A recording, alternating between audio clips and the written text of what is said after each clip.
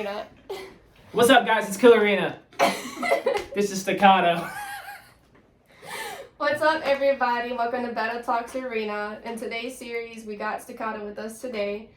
Do know that whether you're new to battling or you've been doing this for years, Battle Talks Arena is something you definitely want to tune in and check out. Doesn't matter your style, where you're from, or what city you rep. We're here to talk about everything and anything battle culture. So I'm just going to have Staccato take a minute to just introduce himself and give you guys some insights. Hey, I'm Staccato. Hi guys, I'm Staccato. My real name's Angel Guzman. I'm also known as Tony Stark in the light feet world. Been dancing for about 8+ years, I would say. Seriously, I guess you could probably say that. I'm from Florida. Was raised in the dance culture in Tampa originally when I started dancing, and right now I live in Orlando. Just traveling, battling, teaching, ready to educate. So let's get it. Yeah, so amazingly, he came out. He's in Chicago right now, so we took the opportunity and the advantage to get a new Battle Talk episode for you guys today.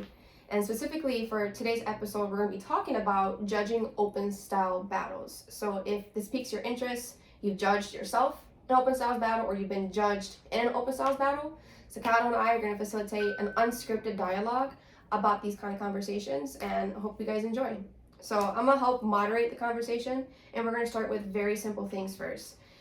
We're going to talk about two versions of battling, or types of judging, online and in person. So Staccato, you can feel free to take the time to showcase your knowledge of both, or one over the other, or facilitate the different experiences you've had judging or being judged on an online platform of open style battles or in person. All right, cool. So I guess best thing to start off with is the term all styles. It's pretty outdated. To keep it short, all styles isn't really a thing. Okay, right now we're transitioning, or we should have transitioned by now, into calling these battles open style battles, because it's meant to be an invitation for all styles are welcome to compete in this bracket. So things being called all styles can be a little tricky, because when you say something is all styles, it insinuates that you should dance all styles, and that's not the case. And I would probably say that when it comes to online and in person, both judging and competing, that's probably one of the biggest things that I try to really clarify and define with anyone is, okay, what kind of battle is this? And that's one thing that I can really point on. So as far as being a competitor, because that's how I started off, as being a competitor in the open styles community, it's very difficult, because when you first join in, like I said, you get this influence where you feel like you have to touch and do a bunch of styles. That is not necessarily true. You can dance your style, but just be ready and prepared to dance your style to any genre of music, because in these open style battles, typically the goal is that the DJ should be able to play different genres of music, and you as dancers should be able to do your style to whatever's being played. And that's probably the number one thing that is super important that I've had to deal with, and it took me a long time to find. So there's that. As far as online stuff, not much different in that regard. The only thing is that instead of me performing for judges and an audience and against an opponent, I am looking at a camera like I am right now. It's hard for me to really engage that same type of energy online versus doing stuff in person. And I find that doing in-person battles is typically more ideal. But at the end of the day, you're a dancer, just be a performer. Whether you're in person, whether you're doing it online, whether you're doing an audition, our job and number one thing to do first is as entertainers, to be performers. So that's like my biggest thing. He actually touched on really simple, on the surface things that I think should be a general source of understanding for the idea of open styles than all styles. So that's a great way to start if anybody was wondering in the idea or the realm of judging or being a competitor, and asking yourself, how do I know, or how do I assess actual assessments of my dancing, and when I shouldn't include it in my training. But knowing those things first are very important, because it's kind of hard to tailor to other people's judgment if you don't have an understanding of the basics. So thank you so much for Staccato about that. I'm just going to ask you a couple questions in regards to probably some people who wonder about the concept of feedback and follow-up.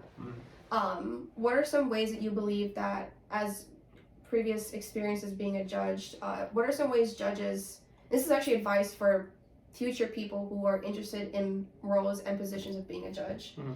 what they can do other than verbal follow-up and feedback. What are some ways that judges in online battles or in-person battles can just show a bit more structure in their actual judging format?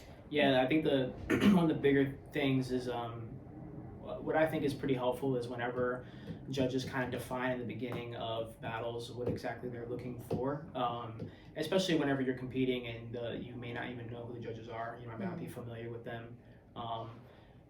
As competitors, it's your job to also take the initiative and research who's judging you. You're going to sign up for something, you're going to pay to sign up for something. Like, the least you can do is do your research, find out what these judges do, what their styles are, and then you can kind of get an idea of like, okay, typically a judge will judge based on the way that they would prefer how they dance. So if you see someone that's a very groovy, mop top person or just has straight flow, chances are that's probably what they're going to be looking for because they probably primarily trained in that. So you can kind of make that assumption. Again, it's not 100%, but that's something that you as competitors to do. Now, as a judge, it's important that I think you can take the time to also let people know exactly what it is you're looking for, just so you have consistency across the board. And now everyone is aware and knows, okay, this is what this person's doing. And if you are going to say what you're looking for, be consistent in judging in that manner. There's been a lot of times where judges will do this. They'll be like, I'm looking at musicality, and they judge the person who didn't have musicality, or whatever the case may be. You know what I mean? But that's neither here nor there. I think that as a judge, and being a judge myself, me personally, I typically will look for, I'm big on consistency and foundation. Everything else kind of comes after. And whenever you judge all style battles, the reason it's so difficult is because you have these open styles that are competing, so everyone has a different foundation, right? So it's hard for me to say and engage like, okay, this person's popping foundation is better than this breaker's foundation, because it's two different styles. I can't really compare it that way. So the only real thing I can do is compare on things that are common denominators across the board between the styles. And whenever you give that feedback as a judge, you want to be already mentally prepared, or even if you have something to write with, know it to yourself in case that person asks you, hey, what can I work on? Why did I lose? You can say, oh, I was judging based on this open style format. Because it's open styles, I went straight off of musicality. I feel like this person was listening to the music better and hitting things, as well as, matching the vibe of the music better than you were in this round, so I had to vote for them. You know what I mean? Like, having some type of explanation prepared before it even gets to that point, because it may very well, and then sometimes they won't even ask. But if you're a competitor, I encourage you to ask, and if you're a judge, I encourage you to just be prepared for those questions.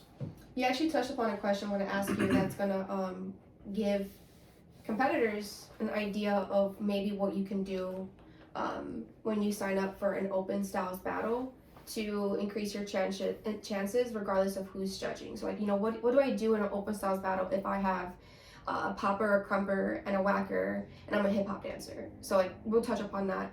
But I want to emphasize, when Staccato mentioned note-taking, that's a good habit that judges can embody when they're judging, and habits are different for every judge. Sometimes judges have, I wouldn't even say poor habits, but they will have lack thereof. And so as judges, to just sort of showcase and actually be immersive for both online and in person, because the only way online isn't immersive is the fact that we don't have live reactions. But you do have replay value. So assessments should be very, very on point because you're able to replay back footage. I would say that'd be the only thing, is that judging is more flexible in that realm than in person. In person is very in the moment and it's spontaneous. But I would actually, sorry for interrupting, I would actually encourage, like, in-person battles, if you're a competitor, have someone record your rounds as much as possible. Have someone take the footage, record it for you, because it'll be, number one, it's good feedback for yourself. You can watch yourself and you can critique yourself and say, this was good, this was bad, I can keep this, I can get rid of this. But also, judges, in my personal experience, there's times where I can't remember someone's round, and for me, it's like, if I can remember your round, that means you were memorable. But if you really want me to break down why you lost, if you can show me the footage, or if we can play back the footage once it comes out by the official videographer or whatever, and then I can assess it, and then I can break down exactly, okay, on this part here, this is where I wasn't really, like, feeling this part was cool, but you didn't follow up on here. Like, I can actually give you a full breakdown. And that's why I always record my rounds. I always record them because if I ever have questions and they're like, oh, I don't remember, okay, cool, I got the footage. And then as a judge, I think it's important that you find the time at some point to sit down with that competitor, or even just over online and say, okay, well, send me the video and I'll tell you exactly what I'm looking at here. And granted, all this is voluntary, very voluntary, and up to your use and your way of progressing or understanding more about not just your dancing but battle culture, because we all play roles in this that uniquely come together about what we do or don't know. And I'll actually end it with this question, Staccato, since you touched upon things that battlers can do now that we're transitioning to the competitors.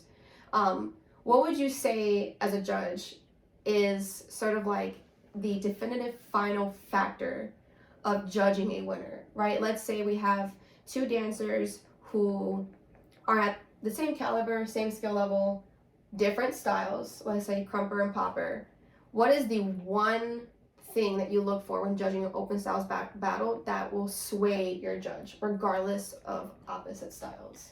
Yeah, so this is always a tricky one because it's almost like, okay, what's that one deciding factor? And it really just depends on the rounds themselves. So again, in the open style world, I can't judge based off of, I try to judge based off of preference as little as possible. Obviously, in this world, it's a very subjective format in judging. It's very hard to make it as subjective as possible, but we have to try to get as close to that line. You know what I mean? Yeah. So whenever you define immediately what it is that you're judging, you're already putting out there, okay, this is what I'm looking for. Make sure you're hitting this, and you want to be consistent with that. That way you can be objective. Now, if it's really close, if it's like, man, they're both at the same level, they both were consistent in their rounds, they both had great musicality, at that point, if I could not put up a tie, which a lot of times that'll be the case, I will have to go based off preference. But me personally, like, I'll just put up a tie regardless. I don't care what the host says. I don't care for overtime. This is a competition for money. And you paid me to judge because you want me to judge as fairly as possible, right? Well, if I genuinely look at it around and I say, this is a tie, I'm going to put up a tie. Even if there's no more ties, I'm like, nah. Because I'm going to be honest. You want me to be honest, then I'm going to honestly say that it's a tie. I'm not going to just be like, oh, I have to pick one, eeny, meeny, miny, mo, because then it's like, okay, well then, now you're leaving a lot of room for questions as to why'd you pick this person. And then now these dancers want to ask me, why did I vote? You know what I mean? If I felt it was a tie, why did I vote for the other way? And then how am I supposed to answer that? So now we're going into saying how the hosts or the event hosts themselves have an influence on the judging format as well. You know what I mean? As hosts, I understand that maybe time can be a factor, whatever the case may be, but make sure you're managing your time well. Whether you're a host, judge, dancer that's competing, time is everything. Make sure you're on time for the event. Make sure it's running smoothly. Make sure if you got to cut things short to make sure that you end on a good time, make sure you do it.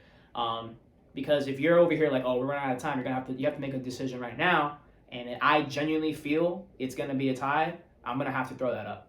But on the flip side of it, as judges, you want to throw ties as like little as possible. I think like I give myself like a golden rule as a judge. I only get one tie per event. Like if I throw a tie in top 16, it's like, okay, I'm not throwing no more ties after this unless I have no choice. You know what I mean? Yeah, I actually wanted to ask you, like, the notion of throwing ties for different round sets. What would you say? In my personal opinion, I think it's like after top 16 where I wouldn't mind seeing a judge throw a tie. I wouldn't want to see it in top 32 or top 16. Yeah. And then, but sometimes it depends too, because I've seen top 32 battles that I'm like, that was a finals battle. You know what I mean? That's just the luck of the draw, especially if it's randomized. Sometimes you'll have these two super heavy hitters go at it at top 32, and I'm like, wow, okay. And it's like, now this is tough, and it's like, I wish I saw that later on. Yeah. But I think that... When do you usually do it? If you were to have your golden rule be one time? If I typically it'll happen around like top 8, top 4. Mm-hmm. I don't really do it around finals, but that's because when it comes to finals, it's like it's go time. It's like I'm super nitpicky at that point. I'm looking at everything. I'm looking at your footwork. I'm looking at all kinds of stuff. And that's the problem with open style battles is it's cool because it opens an invite to have all these styles come together and dance and vibe and have this community, and it's great. Sounds good on paper, but when in the competition aspect, it makes things very, very difficult. Which is why I'm all for open style battles. I think they're cool. I still compete in them from time to time. But I highly encourage, if you're going to hold an event, try to hold one that's style specific, or have different categories that are style specific. Or if you want to have, if your goal is to try to get these different styles to come together, then have an event with different categories, because in that way you're still bringing people in, but you now have specific brackets that people could be like, okay, I'm going to compete in this specific one. And then now it's easier to be concise in what you're looking for. Because if I'm judging a house battle and I'm a house dancer, okay, now all I got to do is I just judge based off of house. I judge based off of my knowledge of house. I don't have to be like, okay, well, this house dancer is going against the crumper. I don't really know too much about crump. I think it's cool, but like, I don't, it's hard for me to really grasp what this person's doing because, for example, I also dance light feet. But if you asked me a few years ago to judge a light feet dancer versus a popper, I would probably give it to the popper because I understand what they're doing more. Versus light feet, at the time, I didn't really get what was going on. I didn't know what a lock-in is. I didn't understand, a lot of things that was coming from light feet until I started training it. And now I'm like, oh gosh, this makes a lot of sense, Education is everything. Education is power. Education is key to develop consistency. And it just goes across the board. Like, make sure your host is educated. Make sure your judges are educated. You as competitors educate yourselves. That way, we can all be on the same page.